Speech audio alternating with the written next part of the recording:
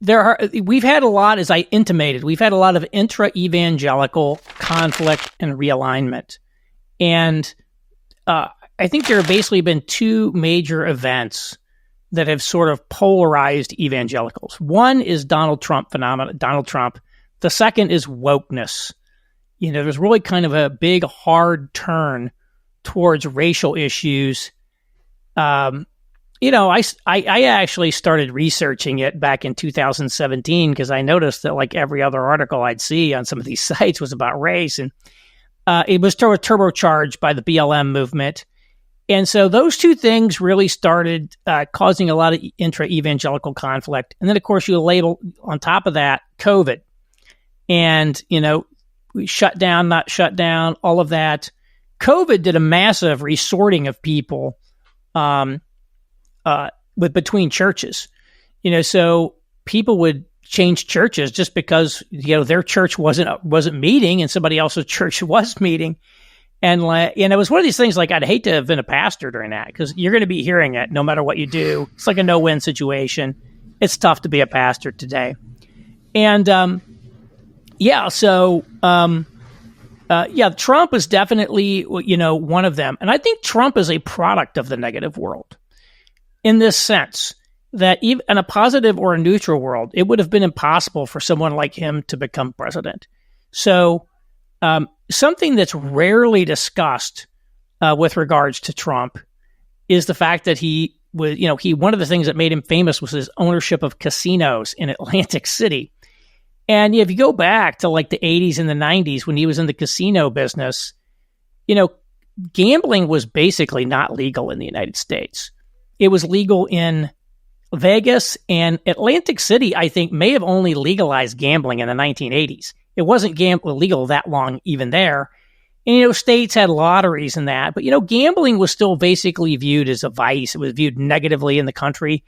And, to gamble, you either had to go to your local mob bookmaker, or you flew to Vegas and gambled at a casino that was also controlled by the mob.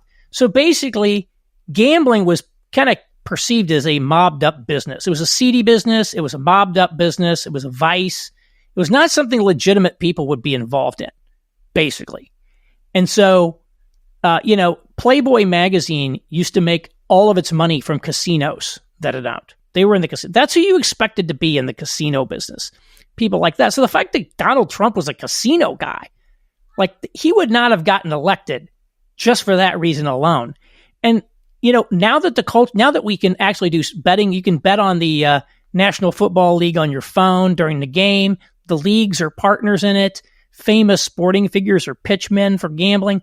It's a completely different era in America. All of the moral standards that used to govern society are now gone in a negative world. And of course, it's really polarized evangelicals, and people have lost their mind over Trump in both camps. I would tell you. I mean, the people who hate him, the minority of them that didn't vote for him, it's just all they do is just every day. It's like another David French column, and then he's now a New York Times columnist, heaping regular denunciations on it. But, the other side has some issues too. So one of the things in Tim Alberta's book that he mentions, his father had been a pastor and his father passed away not too many, recently. And, he goes back to his father's church, and at the funeral, he had written some negative articles about Trump and a book about Trump. At the funeral, people are coming up to him, giving him grief over not being a Trump supporter, questioning whether he's really a Christian. Like at his father's funeral, they can't let it drop for like 1 minute.